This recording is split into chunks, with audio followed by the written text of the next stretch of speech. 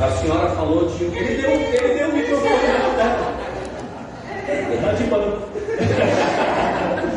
Irmãos, Dona Mina me procurou para dar um testemunho sobre algo que aconteceu na vida dela. Um testemunho de cura, não é isso? A senhora tomava remédio de pressão alta há quantos anos? Desde os meus 32 anos. Pouco tempo. Pouco tempo, né? Desde os 32 anos a senhora tomava remédio para pressão alta.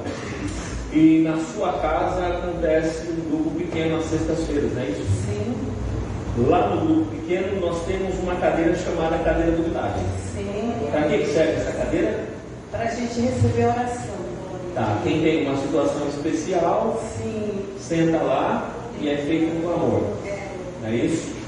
E a senhora sentou nessa cadeira para receber oração por um milagre. Sim. E aí, agora a senhora fala o que aconteceu.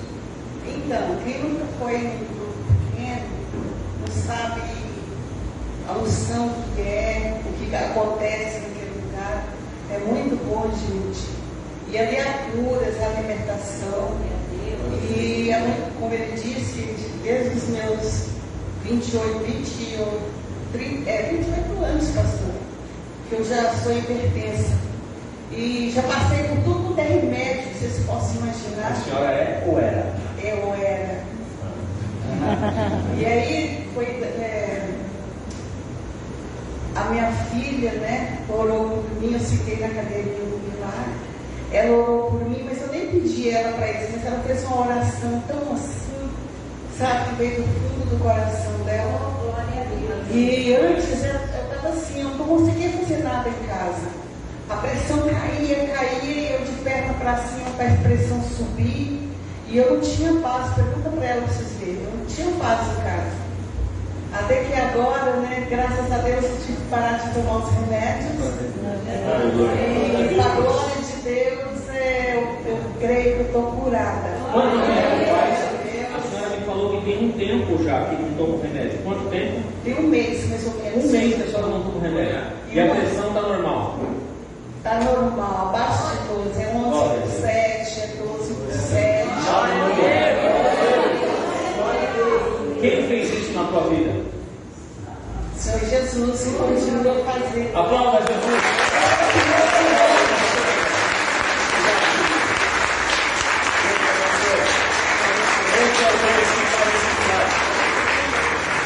Esse é o nosso Deus que faz esses milagres. Aonde está a tia Eliana? Tia Eliana, peça ela vir aqui, por favor. Rápido. Ah, como Deus é bom, queridos. Eu vou lendo o texto enquanto a tia Eliana desce. Abra sua Bíblia comigo, por favor. No livro de 2 Reis, capítulo 4. 2 Reis, capítulo 4.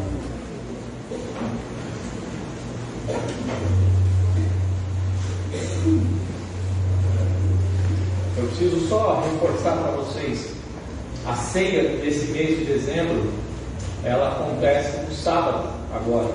Já foi falado no noite aí, mas é importante reforçar. A ceia esse mês não é no segundo domingo, ela é uma ceia regional, as congregações vão vir para cá. Não dá para vir todas as congregações, mas os dirigentes vão estar e todas as congregações podem subir, né? Eu digo todas as congregações e todo o povo, porque senão não cabe aqui. Mas estão vindo. Notícia boa para você. Se você vir na igreja no sábado e no domingo, não dá overdose de Deus. Sabia? Se você não tomar a ceia no sábado, irmão Dança, você vai perder o domingo. E se você tomar no sábado, você volta no culto no domingo de novo. 2 dias só. Não vai atrapalhar em nada na sua vida. Eu te garanto que vai ser melhor. Vai ficar fazendo o que em casa? Nada. Vem para cá cear no domingo e vem participar do culto de celebração. No sábado, perdão, e participar do culto de celebração do domingo. Bom, a tia chegou. Irmãos, a Eliana, vocês sabem que ela é a nossa diretora responsável pela Delibrar. Ela é a líder das crianças, não é? É, nossa diretora. A senhora diretora e o pastor Marcos é o pastor responsável pelas crianças. Então ela que cuida de todo o trabalho responsável pelas nossas crianças. Nós estamos dando um salto muito importante para o ano de 2025. A nossa igreja do Mandaqui tem um material que é um livro muito bem elaborado, que é esse aqui, ó. Um material de primeiríssima, que tem 52 semanas de ministração das crianças. Então nós vamos anotar esse material. É o conhecido Apacentai Kids. A nossa igreja vai adotar esse material para as nossas crianças. As nossas crianças, elas vão entrar o ano já sabendo quais serão todas as ministrações. Aqui tem a lição de casa para fixação dos textos, das lições. Então vai ser muito mais fácil para você, pai, para você, mãe, cuidar do acompanhamento do seu filho na semana. Então você tem tudo muito pronto. É um material de altíssima qualidade. Vocês podem pegar na mão depois com a professora e dar uma olhada. Esse material nós pagamos lá R$50. Então você vai procurar em qualquer um dos professores, mas preferencialmente ela e os professores, para poder fazer esse acerto. Pastor, não dá, eu tenho PVA para pagar, não sei o que, procura ela, fala, conversa, ela parcela 2 de 25, 3 de. Em vez de eu falar 4, eu vou pegar e dividir por 3. Essa é hora de fazer conta de cabeça, né? Ninguém merece. Então vocês vão procurá-la, conversa com ela, mas não deixe o seu filho sem esse material no ano de 2025. Ele é essencial, ele é importante. Se você tiver qualquer dificuldade, fale com ela, reporte a ela, nós vamos dar um jeito de ajudar você. Deus abençoe. Precisa o material, vamos sair de férias, né? Agora dia 15, é isso? Depois retoma em fevereiro. Depois da campanha já retoma. Excelente. Então uma fériasinha bem leve. Obrigado, Leandro. Boa aula lá com as suas crianças. Melhor, com as nossas crianças. As minhas já estão meio decididas. 2 Reis, capítulo 4, versos 38 a 41. E a versão diz assim: Voltou Eliseu para Gilgal. Havia fome naquela terra. E estando os discípulos dos profetas assentados diante dele, disse ao seu moço: Põe a panela grande ao lume e faze um cozinhado para os discípulos dos profetas. Então saiu um ao campo a apanhar ervas e achou uma trepadeira silvestre, e colhendo dela, encheu a sua capa de colossíntidas. Voltou e cortou-as em pedaços, pondo-os na panela, visto que não conheciam. Deram depois de comer aos homens. Enquanto comiam do cozinhado, alguém exclamou: Morte na panela, ó homem de Deus! E não puderam comer. Porém, ele disse: Trazei farinha. Ele a deitou na panela e disse: Tira de comer para o povo. E já não havia mal nenhum na panela. Amado Espírito Santo, nesse momento vamos, Senhor, nos próximos minutos, nos debruçar sobre a Tua palavra e tirarmos alguns princípios para as nossas vidas. Eu não sei qual a condição das pessoas que entraram aqui, Senhor, mas Tu sabes, porque logo na segunda-feira pela manhã fizeste arder esse texto ao meu coração. Então, vem tratar com aqueles que aqui estão, segundo o Teu querer e o Teu efetuar. A casa é Tua, o povo é Teu. Faz então, Senhor, conosco aquilo que Tu quiseres, Espírito Santo, nosso Senhor e nosso pastor. Amém.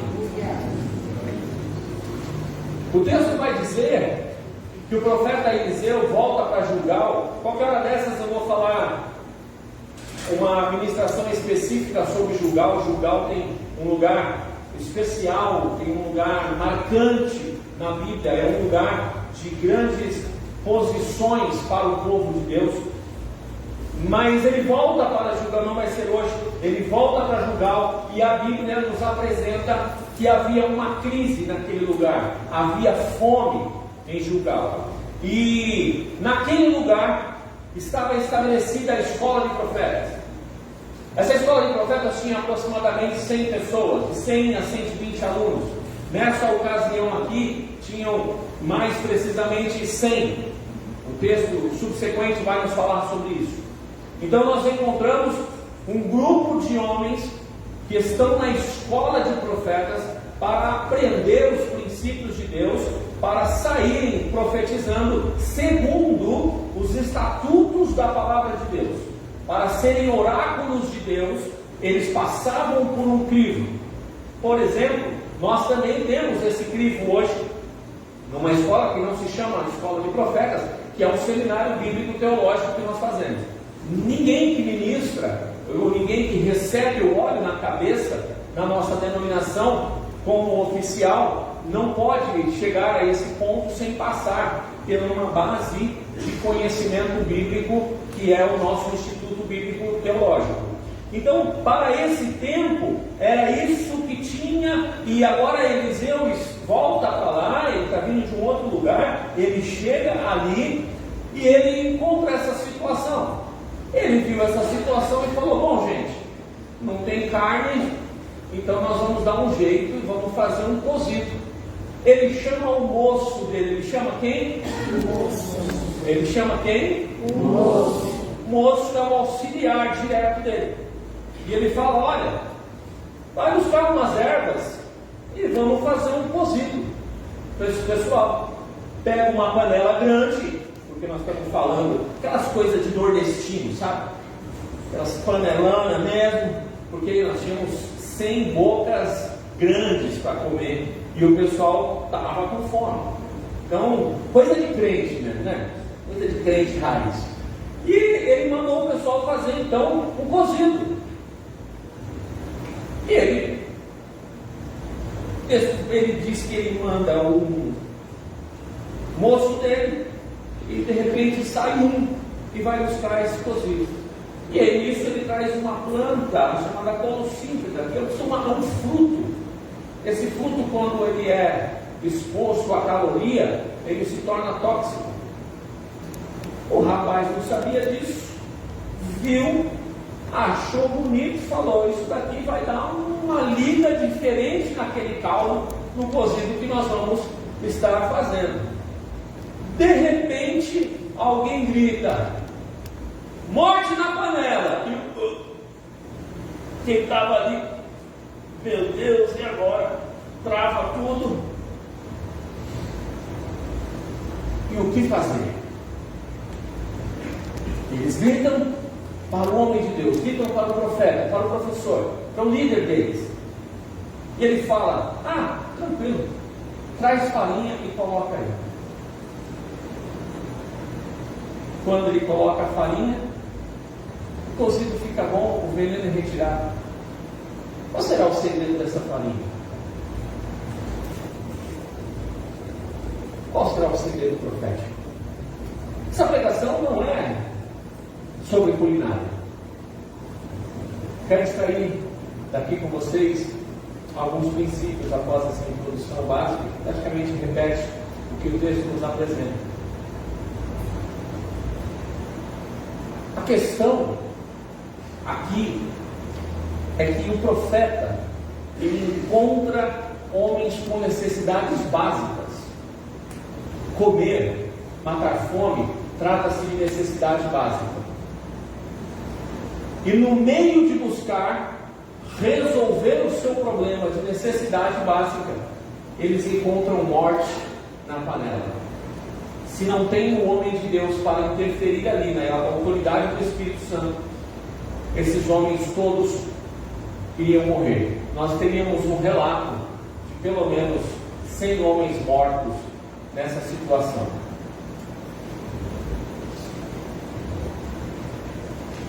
A questão que eu quero começar a falar com vocês essa noite, na aplicação do texto, é que ao longo da minha vida eu tenho visto pessoas se envenenando enquanto tentam satisfazer necessidades básicas da sua alma.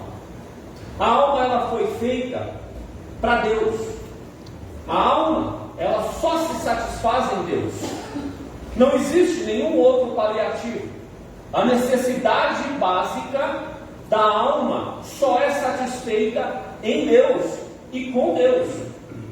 O apóstolo Paulo vai nos dizer o seguinte: porque dele, por ele e para ele são todas as coisas. A nossa alma só tem um lugar de satisfação real e plena. Plena vai fazer toda a diferença. Essa palavra plena, plenitude, vai fazer toda a diferença da colocação do encontro da nossa alma. Jesus, sabendo disso, ele se apresenta, por exemplo, para nós que estamos fechando esse ano do clamor do grande eu sou. O Senhor Jesus, ele apresenta-se para nós dizendo: eu sou o pão da vida.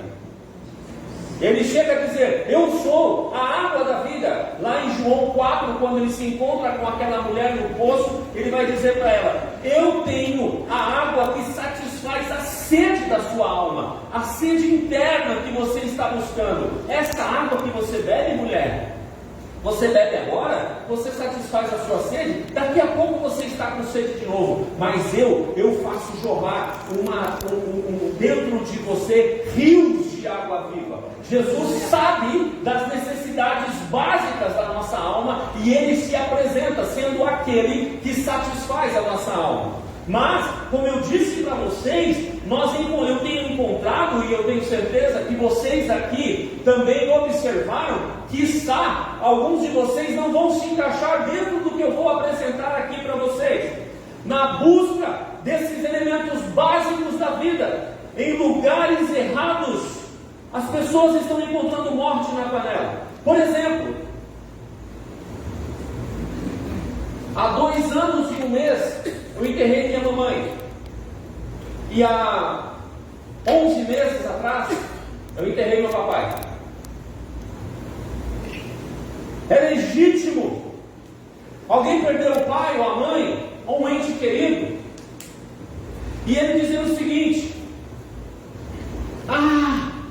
que dor no meu peito, que saudade, mamãe, que saudade, papai. Eu daria tudo por um dia, eu daria tudo por uma conversa que outrora, por sei lá eu qual motivo, eu desprezei, ou eu não pude, nem tenha sido desprezo, por conta da nossa vida corrida, por conta das atividades, eu não tenha tido a devida condição de ter dado o tempo necessário a papai ou a mamãe. Se eu pudesse ter isso de volta, uma saudade legítima. Na busca desse consolo, alguém chega e diz: eu conheço um lugar onde você pode ir lá, e o espírito da sua mãe, o espírito do seu pai volta e você conversa com ele, e essa saudade vai passar. Na busca desse consolo, a pessoa ela entra num processo de dominação de um espírito maligno. Isso vai se aprofundando, e daqui a pouco, no meio daquele lugar, é dito que aquela pessoa se tornou um cavalo do espírito.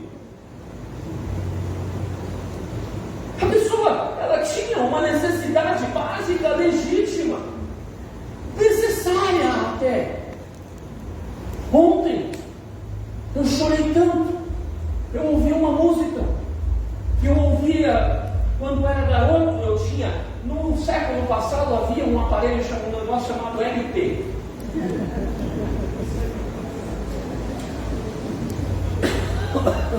Coisa dos antigos. E eu me lembro que eu fui na antiga livraria Betânia. Bem antigo mesmo. Antigo, Rua São Bento. Eu era garoto, pastor. E eu comprei um vinil. Eu nem sabia que vinil era aquele. A capa era bonita. E eu coloquei, o nome era sugestivo, chamava-se Além do Rio Azul. E eu cheguei em casa e coloquei aquele disco. E tinha uma música que eu ouvi aquela música, a minha mãe gostou, meu pai gostou, então se tornou uma música muito cantada em casa. E ontem eu passei no velório do pai do Diego, mais uma vez meus sentimentos em nome da igreja, querido. E para minha surpresa, quando eu entro na igreja, eles estão cantando: além do rio azul, as ruas são de ouro e de cristal, ali tudo é vida, ali tudo é paz, morte e choro, nunca mais. A minha memória voltou-se imediatamente para o meu pai e para minha mãe, que já não estão entre mim. E eu vi a comoção daquele lugar, e aquilo entrou em mim. Eu chorei de Terra Preta até o bairro da Usina. Quando eu cheguei no bairro da Usina, eu precisava me recompor para encontrar com alguns irmãos. E eu parei um tempo, uns minutos ainda, para poder entrar. É legítima a saudade. A pessoa vai àquele lugar querendo encontrar soluções para resolver as necessidades básicas da sua vida.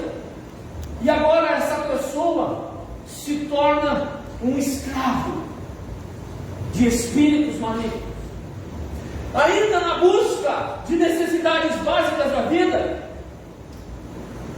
a cura, acabamos de orar aqui por cura, nós encontramos pessoas que encontram seus diagnósticos, recebem diagnósticos de finitude da vida, diagnósticos terríveis, e no desespero, essa pessoa não encontra a cura nos médicos, e alguém diz para ela: olha, eu sei um lugar aonde se faz uma cirurgia espiritual. Quando você chegar lá, e alguém abre um evangelho, pastor, e eles leem um texto do evangelho, cantam umas músicas bonitas, está todo mundo de branco, eles até oram ou rezam o Pai Nosso, e você fala: puxa, que legal, eu estou aqui. E acredite, algumas delas vão até receber aquela cura física, mas adquirem um veneno para sua alma, ganham um encosto de presente que atormenta a vida da pessoa, cavalgando para o resto da sua vida. E o grito vem: a morte na panela, na busca de situações básicas, necessidades básicas para a vida. Eu tenho visto aos montes pessoas se perderem na busca de uma necessidade básica, por exemplo, a prosperidade. E quem não quer prosperidade, não é mesmo? Quem não quer melhorar de vida? Quem não tem a sua casa própria, conquistar a sua casa própria, a primeira. Ou quem tem, conseguir fazer um upgrade numa casa melhor. Eu encontrei um amigo hoje, que ele me deu um testemunho. Ele falou: pastor, eu estou chegando.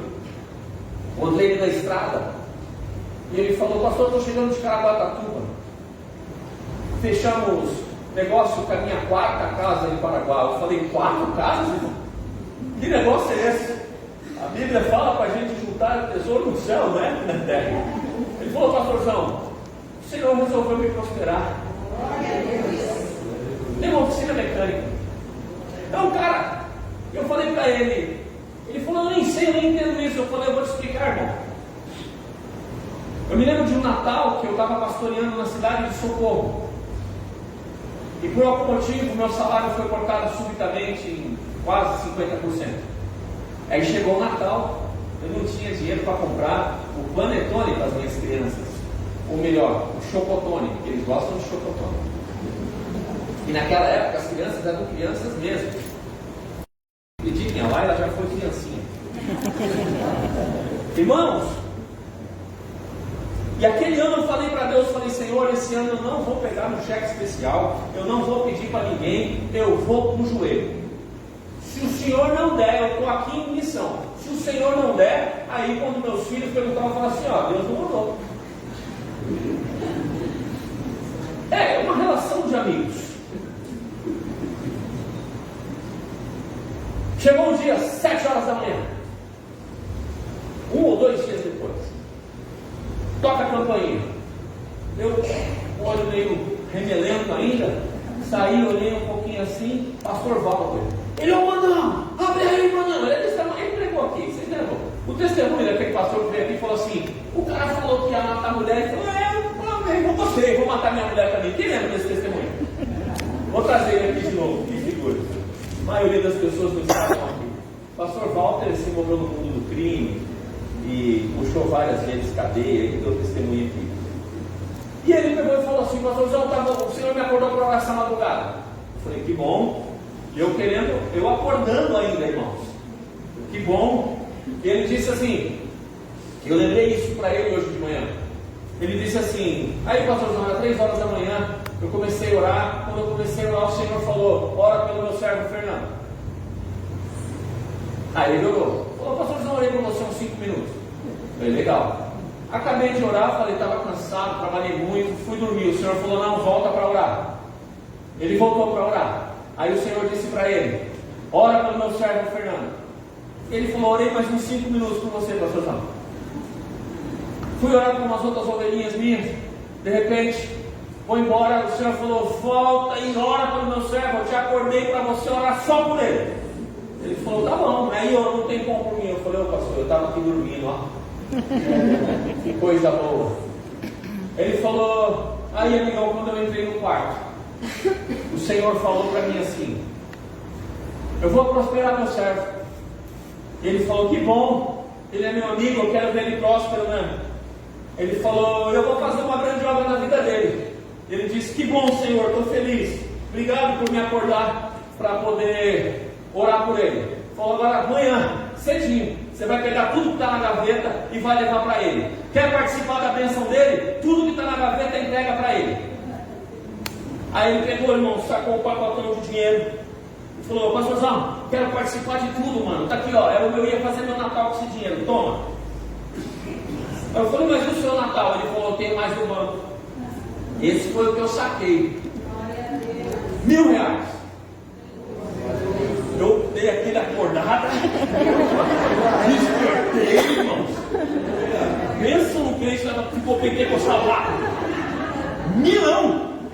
Estou falando de 2016, acho, 2015, 2016. Aí eu fui lá rapidão, falei: beleza, patrão, agora eu vou lá no supermercado. Fui, acordei a patroa, falei: amor, levanta e compra o maior chocotone dos meus filhos, o maior que tiver lá, porque o Senhor está cuidando da gente. Eu lembrei ele hoje, eu falei: sabe por que você está prosperando, mano? Porque você investiu em mim e teve essa palavra que o próprio Deus te liberou. Os olhos dele se encheram d'água. Ele falou: eu nem lembrava disso, pastorzão. Semeaduras. Mas tem gente que na busca da prosperidade se perde. Quem não quer sair da miséria? Quem não tem um grito para falar: chega de miséria, eu quero melhorar de vida, eu quero prosperar? O problema é que tem gente que nesse caminho, irmãos, consegue o diabo como credor, consegue parceria com o inimigo a qualquer custo para mudar de vida, para melhorar de vida. Nessa busca, as pessoas estão ganhando o diabo como banqueiro delas, como financiador delas. Ele diz: olha, tudo bem, eu te dou, eu te empresto, mas você vai me pagar com juros e correção monetária o resto da sua vida. Necessidades básicas, as pessoas estão se perdendo por conta disso. E o grito é: tem morte na panela. Você quer ver outra necessidade básica da vida? Amar e ser amado. Quem não quer carinho, um aconchego, e por que não dizer um cafuné? Foi ministrado aqui pelo nosso presbítero Marcos, da importância do abraço, libera serotonina, dopamina.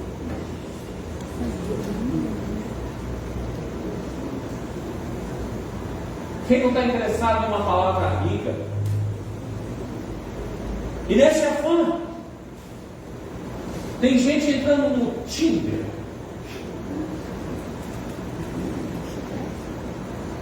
Aqui não. Jamais. Essa coisa é só pastor Israel, de Guarulhos para lá. Lá tá. Guarulhos para lá.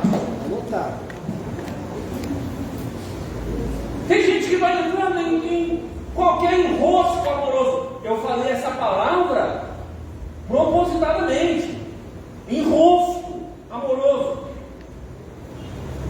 De repente, essa vida que era para ser uma vida de felicidade, as pessoas estão antecipando relacionamentos desesperados na busca de algo que é básico, mas não buscam em Deus, não perguntam para Deus, não fazem uma análise correta do que fazer. Depois estão todas quebradas aos frangalhos, emocionalmente destruídas, pessoas que não conseguem resolver a sua vida emocional pelo longo da vida, na busca de algo genuíno, sincero, correto, básico. Não busca em Deus, vai buscando de qualquer jeito no desespero. Ei, moça, pelo amor de Deus, o seu príncipe vai chegar. Não precisa ser no cavalo branco, mas o Senhor Jesus, Ele tem o seu príncipe. Não antecipe processos de qualquer jeito na sua vida. Ei, rapaz, não sai por aí querendo ser o garanhão, o bonitão, o beijador, o pitocador de todas as menininhas, não. Calma, guarde a sua boca em santidade, o seu corpo em santidade, porque nesse modelo tem morte na panela por aí aos montes. Verdade. Pessoas que não conseguem estabelecer-se emocionalmente nunca mais. Estragam a sua juventude, estragam a sua adolescência, e por que não dizer, estragam a sua infância. Tem morte na panela, cuidado, calma, Deus cuida dos seus. Amém. Família é algo sério, estabelecimento de família é algo sério. Ô irmãos, quando eu conheci a dona Salma Ali Halabi, Como é que é? o nome dela é Salma Ali Halabi. Eu estou pronunciando que nem os primos pronunciam. Deixa eu dizer uma coisa para vocês. Eu tinha acabado de entrar no processo de santidade. Não queria mais saber de ficar dando picoquinha nas menininhas, no colégio, não sei o que. Eu não queria mais saber disso. Falei, não, eu vou entrar agora no processo de santidade. Irmãos, eu ia, garotão, eu ia direto para as vigílias. Nós fazíamos lá em Guarulhos as vigílias, nós fazíamos lá os nossos encontros de jejum, muita oração, leitura bíblica. Comecei a trabalhar para Jesus certinho. Aí eu fui fazer um evangelismo num bairro em São Paulo chamado Mandaqui. Fizemos um trabalho à tarde, à noite fomos fechar o trabalho na igreja. Uma igreja um pouquinho maior que essa aqui, lá na rua Ex-Leonor, no bairro do Mandaqui, uma descidinha assim, num buraco. De repente, uma menina linda cruzou o meu olhar. E ela falou, meu Deus, é um moreno da minha vida. E aí vieram as menininhas, uma banda de garotos, músico tocando, aquela coisa do Senhor Jesus na calça. E aí acabou, as menininhas da igreja vieram conversar com a gente. Na outra semana nós estaríamos tocando numa outra instância, fazendo um trabalho também de evangelismo, numa igreja no mesmo bairro, uma igreja Assembleia de Deus. E daqui a pouco, quando nós estamos lá, quem aparece? Tcharam! O meu concílio. Aleluia! Glória! Irmãos, aí conversando, troca telefone, conversa de lá, conversa de cá, aquelas coisas que você sabe. Quando a coisa foi querer começar a ficar séria, eu levantei o telefone e liguei para o pastor dela. Ela não sabia disso, estou sabendo depois. Eu liguei para o pastor dela, eu falei, eu quero saber quem é a fulana de tal. Ela é crente, como que é? Eu não posso me enroscar, eu tenho uma vida só para viver e ela tem que ser bem vivida em Deus. Aí ele falou, deu as referências. Já deu uns trabalhinhos, mas agora ela está crente. Ele te enganou. Eu acho que ele estava profetizando pela fé.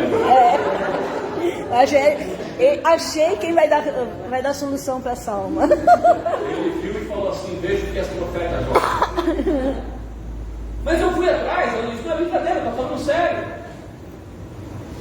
Hoje o pessoal vai estabelecendo qualquer coisa, nem consulta pai, nem consulta mãe, não pede conselho de pastor, não pede conselho de ninguém. Vai fazendo. Quando vai ver, casou. Quando você vai ver, mas casou, já nasceu. Essa conta não fecha. Aí a vida vai ficando enroscada, a vida vai ficando atrapalhada. Morte na panela. Jovens, pelo amor de Deus, cuidem do futuro de vocês, hoje, agora. Cuidado com a morte na panela, está cheio de morte na panela.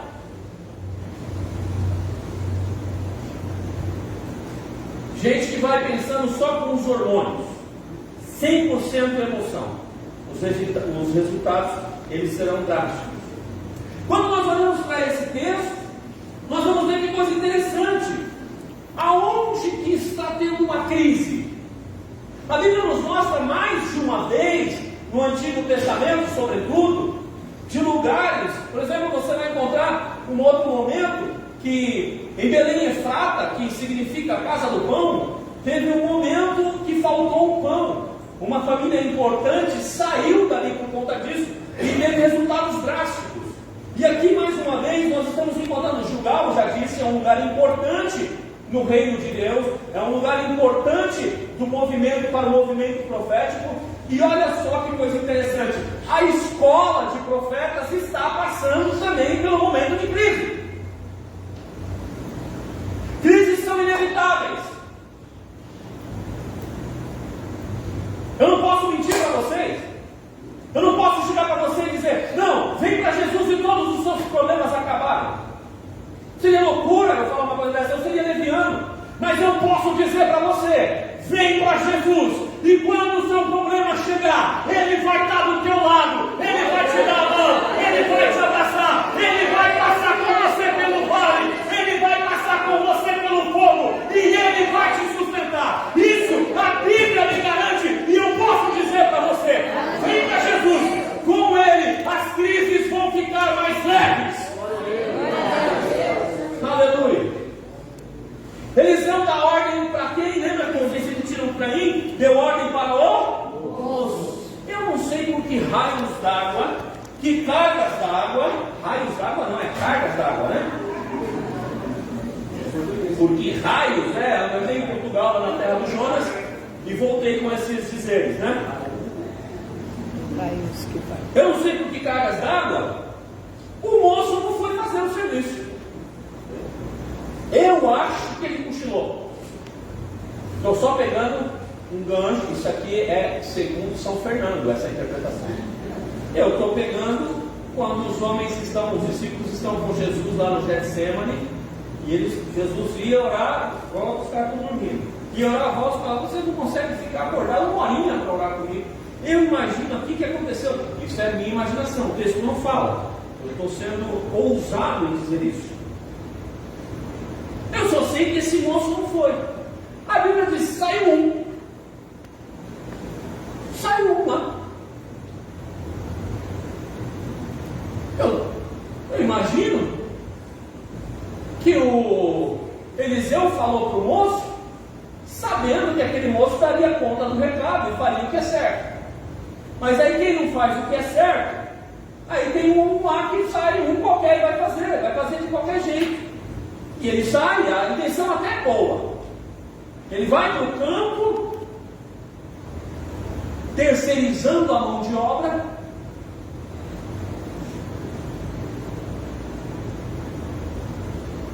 Sabe, esse é um outro problema que nós encontramos: terceirização de mão de obra. Tem coisa que Deus dá para nós fazermos. Volta e meia, a gente dá uma cochilada e deixa para outros fazerem. Eu vou dar um exemplo para vocês de um problema social crônico. Filhos. onde os pais terceirizam a criação dos filhos, terceirizam para a professora da escola. Você sabe lá quem é aquela professora? Você sabe lá quem é aquele professor? Para você terceirizar a educação. Eu tenho dito, gente, escola, eu posso falar isso com base, que eu estudei sociologia.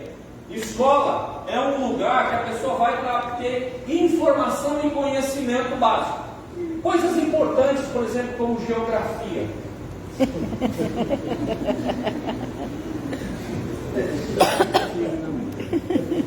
Eu acredito, deve ser importante para alguém. Para mim até hoje. Todos aqueles trabalhos, aqueles atlas. Para aprender a fazer conta de matemática. Quando eu fui estudar humanas, eu falei, graças a Deus, nunca mais vou estudar matemática, nem brincando. Aí passado o tempo, eu falei, não vai ter jeito, eu vou ter que estudar matemática, eu vou ter que lidar com a matemática até o fim da vida. Agora, então, estudando economia, estudando finanças, agora é que não acaba mesmo isso. A escola é para isso. Mas há uma maldição no mundo, não é só no Brasil, de doutrinação dos nossos filhos. Aí o filho, o pai, a mãe, chega lá, joga o filho lá, de preferência no período integral, não olha o caderno, não sabe o que o professor e a professora estão passando, que maldição que eles estão ensinando lá, que tipo de desgraça estão fazendo. Eu estou falando, isso vai para a internet e eu não estou nem aí. Tem que ter alguém que tem uma voz profética para se levantar contra esse sistema maldito e maligno. Glória a Deus. O máximo que vai fazer é acontecer é responder o processo. As pessoas estão terceirizando mão de obra. Pais, acabei de apresentar aqui um livro para os alunos da nossa escolinha. Inclusive, na nossa escolinha aqui em cima. Você também não pode soltar o seu filho lá. Durante a semana, procure saber o que seu filho aprendeu. Sente com seu filho, abra a Bíblia com seu filho, converse com seu filho, cante a musiquinha que ele aprendeu na escolinha com você, fique junto com seu filho, não deixa só, a igreja não vai trazer todas as informações, você não consegue ter tudo isso aqui no culto comigo, imagina lá para as crianças, elas estão trabalhando, os professores estão trabalhando, estão cuidando, mas são apenas pequenas sementes, quem tem que cultivar isso na casa no dia a dia são vocês, pais, essa responsabilidade é de vocês, não deixe, pelo amor de Deus, o seu filho numa babá eletrônica, aonde já se viu criança com 4, 3, 5 anos de idade, com o celular na mão, desesperados, horas, porque aqui eles ficam quietinhos. Você está fazendo um mal terrível, terceirizando o seu tempo de à mesa, o seu tempo de relacionamento. Sabe o que acontece quando se terceiriza? Chega lá uma pessoa que não é especializada no assunto, pegou as colocíntridas e trouxe para o panelão nordestino do pessoal lá de Jugal. O que aconteceu? Veneno na panela. Você não quer dar veneno para o seu filho e para a sua filha, não é mesmo pai? Não é mesmo mãe? Então assuma a responsabilidade de gastar tempo, de denotar tempo à mesa com seus filhos. Tire da internet. Abomine isso. Essa semana, meu Deus, Austrália. Essa semana, Austrália, conversamos sobre isso. Austrália, né? Essa semana, na terça-feira, eu vi a notícia. A Austrália proibiu, o governo da Austrália proibiu acesso a redes sociais para pessoas com menos de 18 anos. Eu te pergunto, o que uma criança de 12 anos está fazendo na rede social? Terceirização de mão de obra. Porque ele está quietinho. Eu cuidei de um caso em São Paulo, há menos de 6 anos, de um garotinho que ficou sendo doutrinado, membro da nossa igreja, lá em São Paulo, que ficava sendo doutrinado pelo computador, pela internet, marcou um encontro com o Senhor na rua 24 de maio ou 25 de março, enfim, no centro, que seja 7 de abril, numa galeria. Um menino com menos de 14 anos de idade. A mãe foi junto. Chegou lá no Senhor. que se apresentava pela internet como um amiguinho da mesma idade, para trocar as figurinhas dos joguinhos deles. E eu disse para a mãe: a senhora não meteu esse cara na cadeia? Não denunciou imediatamente? Ai, pastor, eu fiquei desesperado. Eu só peguei meu filho e fui embora. Falei um monte com o homem e fui embora. Só tinha que gritar, dar um show, as pessoas chegar, segurança na galeria, segurar aquele homem, chamar um 90 e meter ele na cadeia, pegar as conversas. O que uma criança de 12 anos está fazendo na internet, pelo amor de Deus? 10 anos na internet, pelo amor de Deus? Não terceirize a mão de obra, porque acredite, tem morte na panela.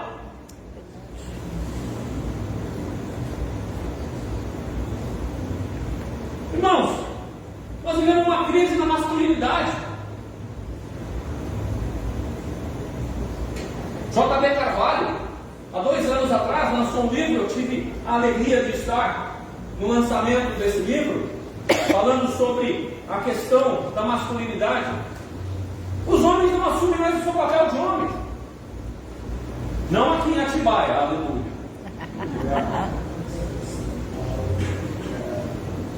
Os homens, nós temos um problema social crônico. Os homens estão terceirizando. Os caras fazem filho e deixam para a mulher cuidar. Vai embora. E não paga atenção, tá?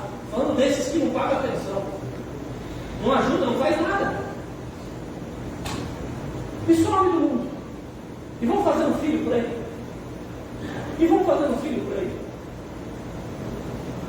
Qual é o seu casamento? Meu casamento número 13. Fábio Júnior. Está imitando o Fábio Júnior. Homens são aqueles que têm que se posicionar. Homens têm que ser aqueles. Não, tudo que eu faço é minha mulher. A mulher tem que participar de tudo, sim. Quem tem que se virar para bancar a casa é você, homem. Dá seus pulos. Homens, façam assim, ó.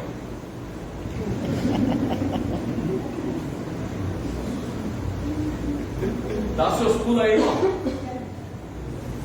Ah, mas o meu patrão é assim. Deixa o seu patrão para lá.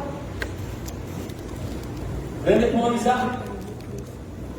Ganha 1, gasta 2, gasta 1,5. Como é que você vai viver assim? Homens ficam torrando dinheiro no best, não sei o que. Bet. Jogo de aposta. Futebol. Bet, acho que é bet. E não consegue pegar a mulher para levar para um jantar romântico. Tome vergonha na cara.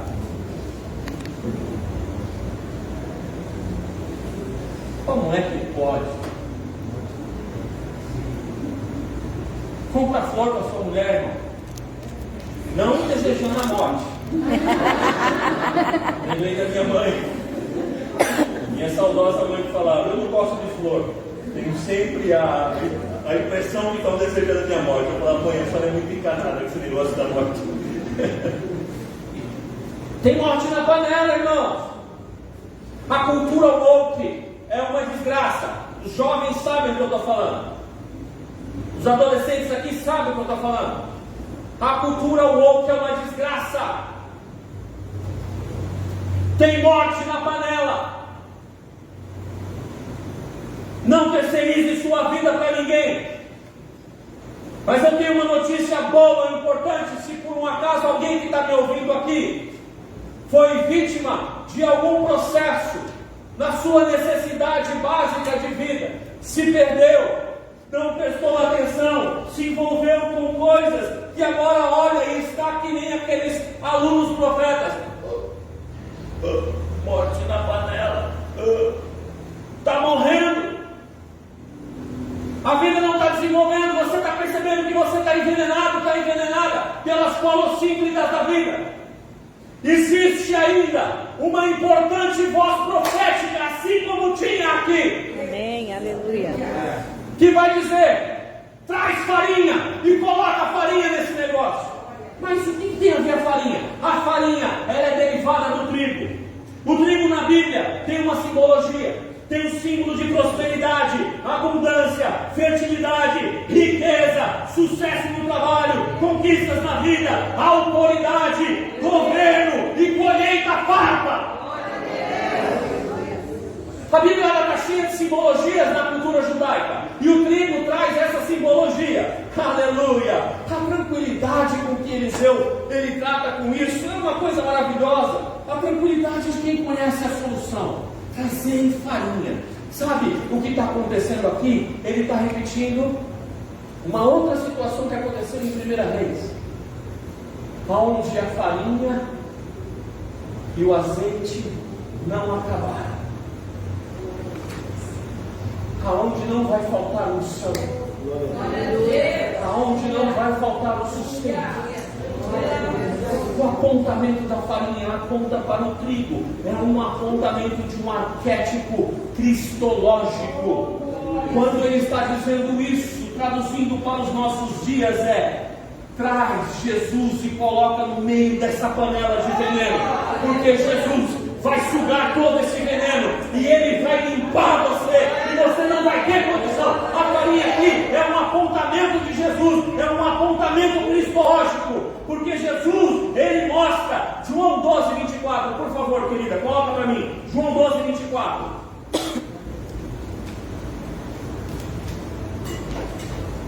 Jesus falando sobre si mesmo.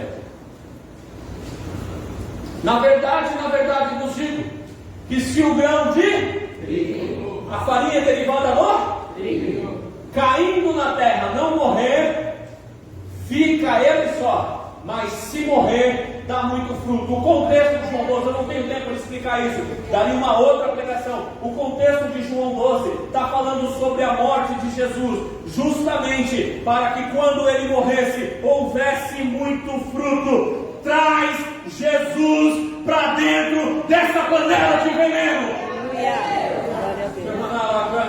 Ele diz: eu sou o pão da vida. E eu vou agora parafrasear como Eliseu: eu sou a farinha na sua vida. Aleluia, aleluia. Tem morte na panela aí, meu irmão. Tem morte na panela aí, minha irmã. Olha o versículo 41. Porém ele disse: trazei farinha. Ele a deitou na panela e disse: tira de comer para o povo. E já não havia mal nenhum na panela. Quando Jesus entrar nessa situação, você vai ver que ele vai retirar o veneno, ele vai tirar o azedume, ele vai trazer vida, ele vai fazer com que você tenha prorrogação de vida, longos dias. O veneno é extirpado. Aleluia. Teve uma situação no Antigo Testamento que o povo estava lá, o povo de Israel, me lembrei disso agora. O povo de Israel estava passando. O povo de Israel, né? O povo de Israel. Pisa de bola aqui, pisa de bola aqui, pisa de bola lá, pisa de bola lá. Aí de repente sai um monte de serpente, está picando o povo, está matando o povo. Moisés, Senhor, e aí? O que eu faço? Moisés, pega aí, está vendo o mesmo modelo da serpente? Pega uma de prata, derrete a prata, ajeita tudo, pega esse modelinho e pendura ela. Fala comigo assim: tipologia. Tipologia é um apontamento cristológico que está acontecendo ali. Aquela serpente pendurada representava Jesus. Foi picado, ia morrer. O que faz? Olha para ela. Você tem que olhar para Jesus. Aleluia. Você tem que trazer Jesus para a tua vida. Aleluia. Pelo amor de Deus. Eu estou falando aqui com o público. Segunda-feira de manhã o Senhor fez arder essa palavra no meu coração. Eu precisei ir para Minas Gerais hoje. Cheguei, confessar aqui para vocês, eu fiquei preocupado em resolver umas questões, inclusive administrativas lá. Por ser domingo, podia ser que demorasse, eu não sabia se chegaria até o culto. Avisei que o pastor Israel vai estar lá amanhã. Vou, falei, vai com uma palavra na manga. Se eu não chegar a tempo, o pastor ministra. Não foi isso, pastor? Aí eu falei: Senhor, está na tua mão. Essa palavra ardeu no meu coração na segunda-feira de manhã. Se eu chegar, cheguei, é para ministrar. Se eu não chegar, é porque não era para esse culto, é para o outro. Mas eu cheguei. Eu cheguei com essa palavra para você refletir sobre ela. Deite farinha na sua panela. Eu quero fazer apelo.